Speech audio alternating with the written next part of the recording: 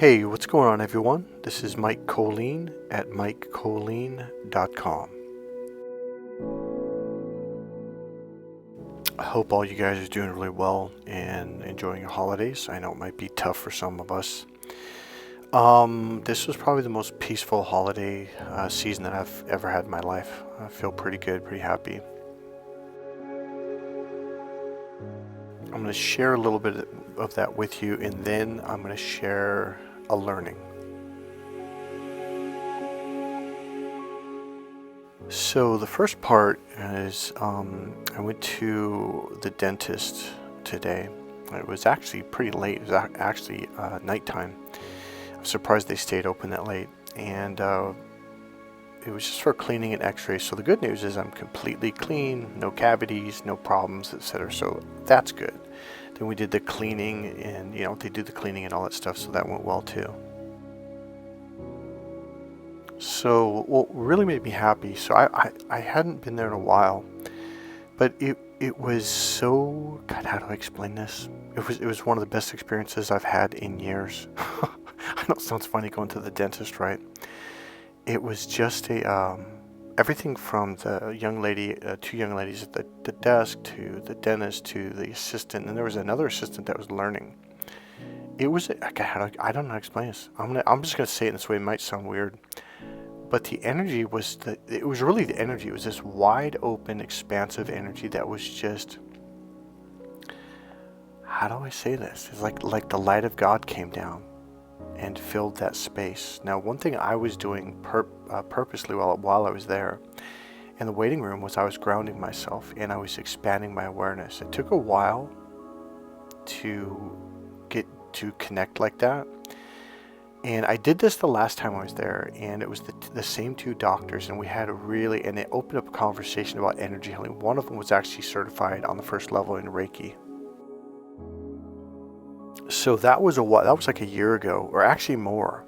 And so I don't know what it is about this place. I don't know if it's me doing it or if I'm coming at the right time or the energy. But both times it was that same wide open, like just very, I'm going to just say it, a nurturing, compassionate, just the energy was really, really good. It just felt really good. And the conversation, it flowed really well. And everybody was happy, that their eyes were lit. It was love. It was a very loving, supportive, and gentle environment. It was, man, I cannot explain it. And I'm going to spit this out because I keep crying every time I try to say this, so I'm going to spit it out. Oh, man.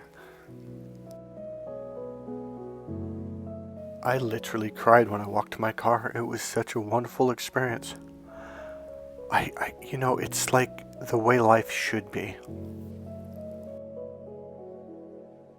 So I'm going to buy something for them, some flowers and candy, or I don't know. I'm going to get something, but they need to be acknowledged for that.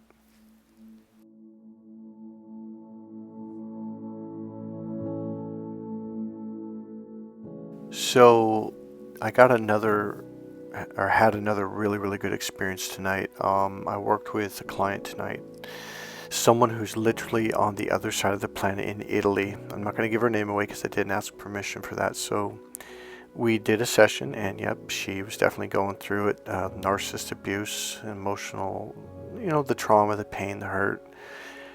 And she was absolutely the best client I've ever had, the most ideal client I could ever ask for or dream of. Such a kind, gentle soul, and if I could pick my clients, that's what I'm looking for. It's like, this is the reason why I do this work, is to help people who are sensitive, who have gentle souls, who are kind, who've been hurt, and to heal them and to get them back up on their feet emotionally, physically, to get them thriving and going forward in life again. The full moon is tonight, in fact right now here in California, and maybe that's what it was. It's just, I don't think it was just that. I think it was a combination of things. Either way, this has been a really, really great day for me and evening, and I learned something, right? Or I found another way of explaining something. Okay, so while working with her tonight, I had a slightly different way of explaining something, different perspective even. All right, so when we first wake up to narcissist abuse, we realize we've been going through it all, if not all of our lives. And it can be terrifying, it is very traumatic, and it's the realization that these people purposely do this, not only purposely do this stuff to us, but they work on it. They practice it from a very young age. All these mind tricks and manipulations. It's a very, I don't normally use this word, but it's a very harrowing experience. Now, in the past, I've done a video on this subject, so I'm not really gonna. It's the second part of this subject that's really important. So I'm going to kind of go fast over the first part, or not really fast, but not really go too in depth.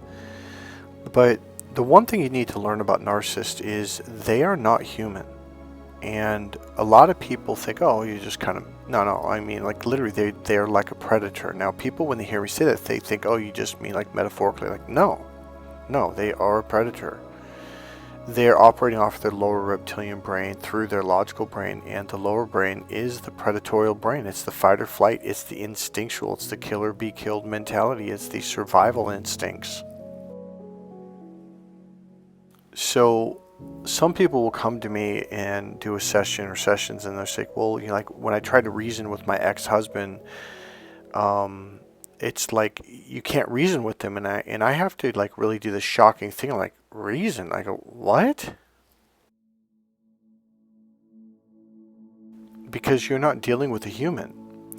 So when you look at like a lion or tiger or a cheetah or whatever that's literally stalking its prey, it doesn't just walk out onto the plains of Africa and just walk out in the wide open and walk up to, food and say, hey, I want to eat you today. And they're like, yeah, they're going to run away, right? So they literally hide behind bushes and they watch and they study and they look for the weaknesses in the pride, or, in whatever, pride of animals that they're stalking.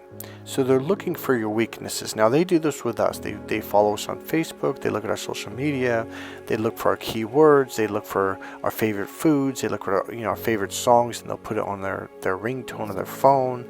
And they do all these little sneaky things. Now these are tactics. All right, so what's my point or my purpose? This is stalking. This is exactly like when a tiger is hiding in the bush, looking around the bush and looking at the pride, and they're stalking it. Tigers may stalk a pride for days, if not hours, before they make their move. And it's very calculated, just like a narcissist.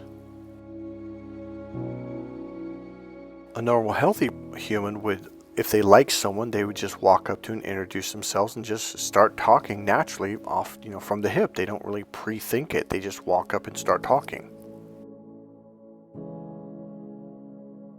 So the love bombing phase is a tactic. It is pre-planned. It's already set up before they even meet you for the first time, because they have to make sure they have their ducks in order and all these strategies and tactics. Now this is like a butcher using its knives, or a hunter using its bow and arrow, or its shotgun. I mean, this is not a nice thing what they're doing.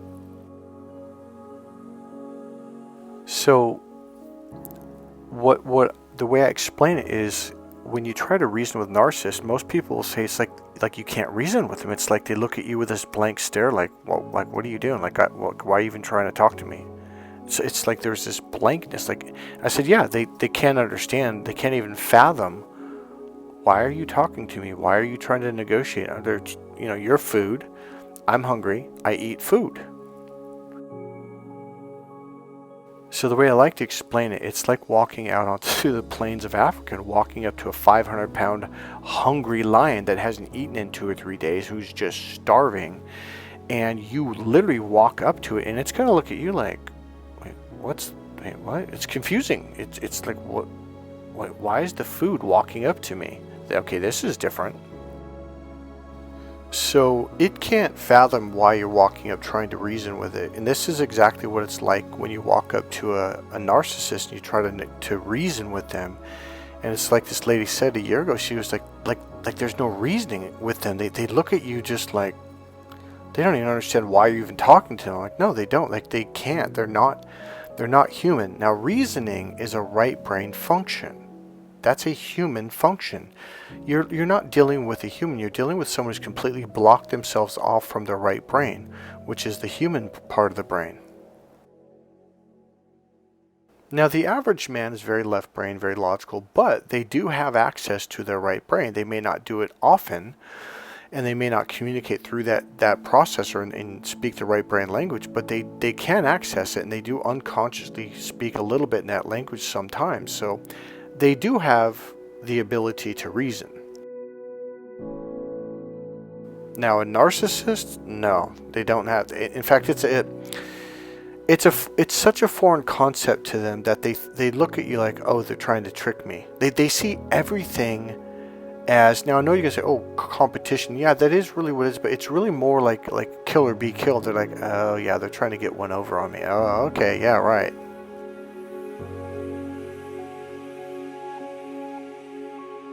So what I'm trying to say is this. Okay, a narcissist is not human. Now here's what I mean. So if you look at a dog, a bird, and then a fish. So a bird flies, a dog barks, and a fish swims, right? So that would be like you walking up to the dog, no matter how nice you are, no matter how much you reason with, like, hey, fly, and it's looking at you like, what? Yeah, like the bird, like turn into a bird and grow wings and just fly away. It's not going to do it. And it would be like a bird. So like a bird flies, a dog barks, and a fish swims. It'd be like trying to get the bird to walk around like a dog and bark. And it's like, why? I have wings. I can just fly over there. Why would I walk all the way over there? That'll take me forever. It's going to look at you like it's literally going to look at you like you're nuts. The dog's going to turn back and look at you and like, I can't fly. What are you talking about? And it'd be equivalent to, telling the fish, hey, what are you doing in the water? You're going to drown. And the fish's like, no, I have gills. I can breathe. And he's like, no, those are called lungs. You got to get out of the water. And the fish is like, what are you talking about? And the fish is like, no, I'm going to die if I go out there. If I go out there, I can't breathe on land. I can't breathe the air. And so you reach down and grab the fish and you pull it out of the water and you say, hey, walk around, like a dog. And it's like, I don't have feet. And like, sure you do. You got little feet. Like, no, these are called fins. They're for swimming. And you're like, no, those are feet. And the fish is like flip-flopping around. It's suffocating to death. And you think you're doing this nice thing and you're not. And it's looking at you like you're crazy. And so it goes back into the water because that's what it does. It flops around until it finally gets in the water because that's what it does. It swims. And it swims underwater and breathes underwater. So what's my point? What's my purpose? A narcissist is a narcissist. They are not human. They do not reason. They're looking at you like you're crazy. Like, why are you trying to discuss this with me? Why are you trying to negotiate? Why are you trying to come to peace? Like what do you like? The brain that they use doesn't have the ability to do that. It can't process reasoning. So just like you tried to turn the bird into a dog and the dog into a bird and the fish into a human or another dog walking around, you're trying to turn the narcissist into a human. And it's looking at you like you're crazy, just like the tiger or lion, on the African plains is like, why is this person walking up to me? Like food is coming to me now? Okay, this is different. It doesn't understand. It's looking at it, like literally, that's the thing you need to realize. They don't even understand why you're trying to reason or negotiate with them. It is literally a waste of time. They don't do that. It's not in their system. So when you start to realize a dog is a dog and a bird is a bird and a fish is a fish and a narcissist is a narcissist, not a human, that's when you finally start getting over all the hurt and pain. and you finally begin to realize, waiting for them to apologize, or even, it's like one of the things we want them to do is we want them to profusely apologize from their heart. The other thing is we want them to realize the damage that they did. But here's the problem. It's just like a shark. Well, you fell in the water and it happened to be around, and it bit you in half and it ate half your body. It's not personal. They're not mad at you. They're just hungry. They don't think, oh, that was so mean of me to kill that human, to eat him up, and neither does an animal. And it's not like a bird flies around and go, God, I feel so guilty for flying. I mean, God, I shouldn't. I'm so mean, and you're looking at it would be like you looking like, wait, why is flying mean? I don't understand. Okay, right now, so if you look at a shark on television, one of those oceanographer things, are you mad at are you judging the shark, saying, oh, you're bad? And no, you're just like, well, that's what sharks do. The sooner you realize that narcissists do what narcissists do, the lower reptilian brain is the kill or be killed brain. It's the fight or flight brain. It's the survival brain. And that's exactly what they're doing. It literally, I don't mean this metaphorically, it literally is the predator brain. And that is what you're dealing with. That is what a narcissist is. Which leads us into the second part. I'm at a point now I wasn't 2.5, 3 years ago at all, and you can go back and watch my videos if you don't believe me. I was not at peace with this for a long time.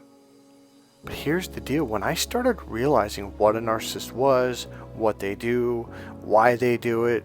Okay, when I watch videos, or even if I were to fly to Africa and get on one of those jeeps and drive around and watch, lions attack things, I wouldn't be like, oh, that mean lion, it's so horrible. What a horror. It needs to change. We needed to give it therapy. If we could just get it in therapy, if we could just sit down with the lion and reason with it, I wouldn't do that.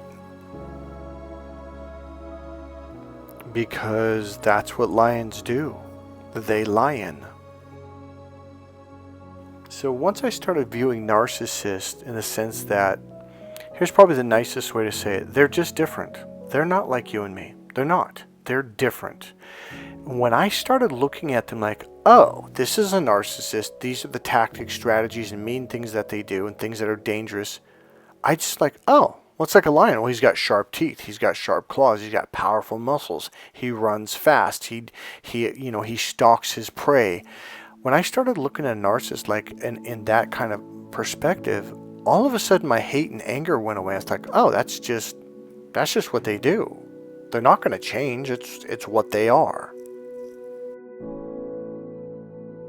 So here's what this does for you. When you just realize, oh, a narcissist is a narcissist, not a human, not a good person, because you got them mixed up with a human that was good when they love bombed you. When you start seeing people for who they are, that's the best place to be. You need to see the good and the bad.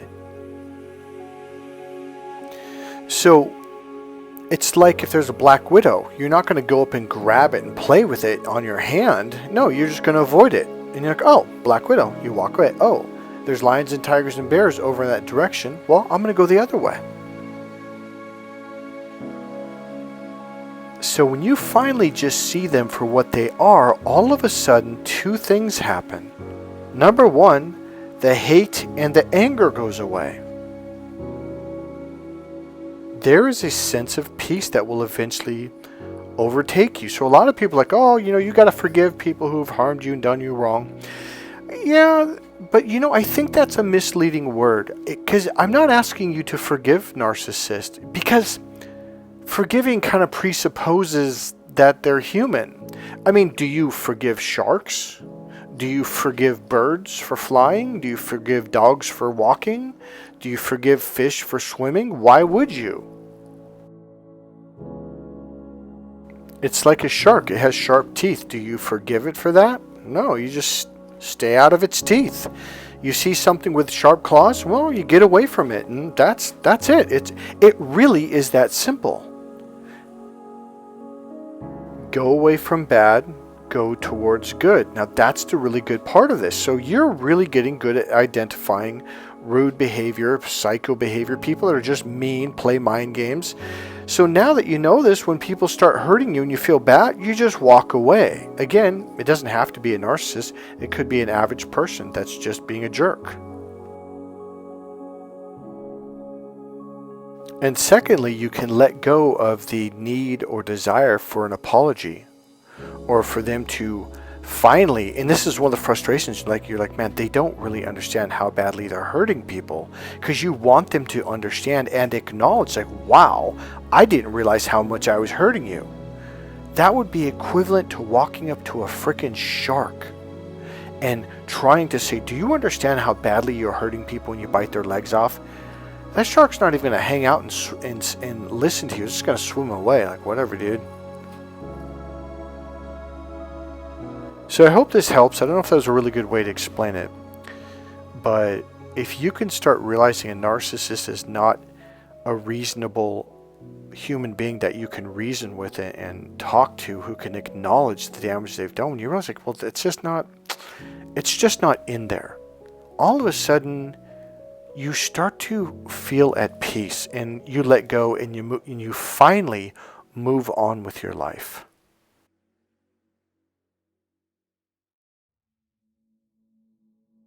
And that's it. I know for the first year, 2, maybe 3 years, you're going to be mad, you're going to be angry, you want revenge, you want them to feel the pain you felt, you're hurt, you don't think it's fair, and that's just going to burn you up. But I understand that is part of the process. You go through this hurt, this anger process where you're like, this isn't fair. And you know what? You're right. It wasn't fair. It was never fair. And yes, you're also right. It was completely, horribly wrong. And I'm not going to ask you to get over it. I'm not going to ask you to forgive them. I'm going to ask you to be okay with where you're at in this moment. Because I can promise you this, because I have finally arrived. I'm there. Once you go through this process, it's a massive healing and a massive learning process. And here's the thing that you don't realize either. You are getting stronger and stronger and stronger, and you're learning things on an unconscious deep level that you never even knew existed, that all of the learnings are going to massively empower you and lift you up. You're going up, and guess what? They're going down. You're on 2 completely different trajectories. They're going down, and they'll continue to go down. They're never going to go up. So yes, there is an exit to all of this, okay? So if you're in that hurt stage or the anger stage or fear stage, I'm totally okay with it, because all of those are part of the healing and growth and power process. So what I realized when it comes to narcissists is the most powerful thing you can do is literally just walk away. Like, just walk away. You know, when I started walking away from people, like, it was the most empowering. It's not only was it empowering, but something inside my inner self started to feel good, because I didn't allow people to abuse me anymore. I just like, no, I'm not going to do this, and I'd walk away. I would just walk and block. That is one of the most self-loving and self-protective things you can do, is walk away from people who really try to harm you, or even if even if they're just rude, even if they're just disrespectful for no reason. You didn't do nothing wrong, and they're just like trying to hurt you emotionally. Well, just walk. And they don't have to be a narcissist. It could be just an average person. So a lot of people are like, well, how do I know if they're a narcissist? Like, no, that's not the lesson. You avoid anybody who is mean and hurtful and rude, and the key word really is disrespectful. Once someone's disrespectful to me, I'm like, yeah, I'm out of here. I just walk. And let me tell you something without going in detail, that is the most empowering thing you can do, and you will start to feel better, because that inner child inside you, and I mean that literally, there is a separate being called the self or the inner child. it starts to feel protected by you. And that is what all of this is about. Now here's the deal. When it starts to feel protected by you, now it may take some time. It won't do it just the first time, because you have to earn its trust back. That's your inner self, your inner child, and it doesn't trust you because you've allowed all these other people to hurt your inner self, your inner child. The thing is, they weren't hurting you, especially a narcissist. They go after the inner child because they know if they can hurt that, that's how they hurt you the worst, because it separates it from you. So once it realizes you are not protecting it, it pulls away from you and it starts to protect itself. Now it puts up a barrier to everyone, including you. And this is where you start to feel alienated from yourself, like you're disconnected. And this is what narcissists do on purpose. This is their strategy. Their tactics are designed to do this number one thing. This is why they do what they do, to separate you. So when you start to cry inside, when you start to feel hurt, that is like a little sensitive infant, a child inside you. You are its parent. It looks to you for love and protection. So curl up in bed, curl up in your car and hold yourself.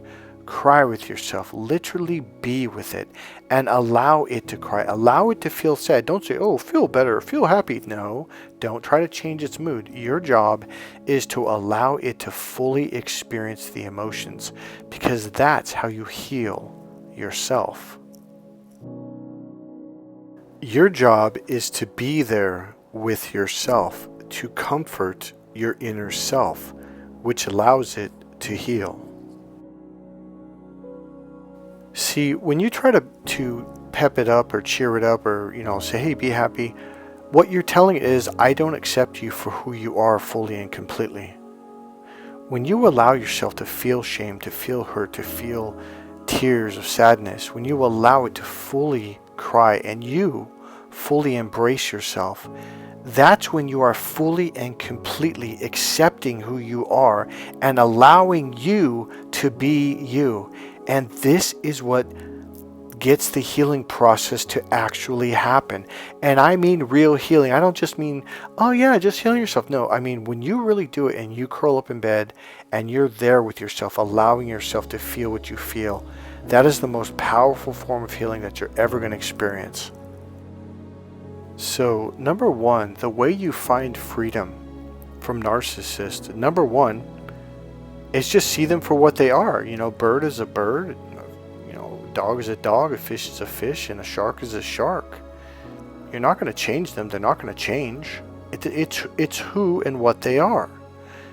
When you start to realize that, there's a freedom, a disconnection from them. There's a sense of like, whether I'm here or not, this is just who they are. And you're going to realize they're actually okay with it. You're the one who's not. You're the one who... Now, here's why you were trying to change them. Because you had this false illusion that they were a good, loving human. No, they weren't good. They were never loving. That love bombing phase was a tactic to set you up to suck you in. So trying to change a dog into being a bird or fish into being a land animal, it's just ridiculous. I mean, seriously, you're going to have to let that go. One of the biggest lessons from narcissist abuse is not like being an expert at picking out narcissists and go, oh, that's a narcissist. No.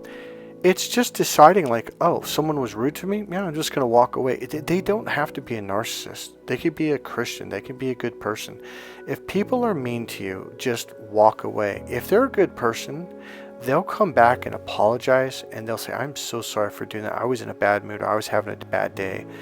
Because you're not a punching bag. It's not your job to let people take their hurt out on you. The minute someone does that, just walk away. And if they keep doing it, no matter how many times they apologize, just cut them off and block them. So number one, walk away, walk and block. Number two, what if they come back? Well, that's when you fight back. That's when you turn into the honey badger.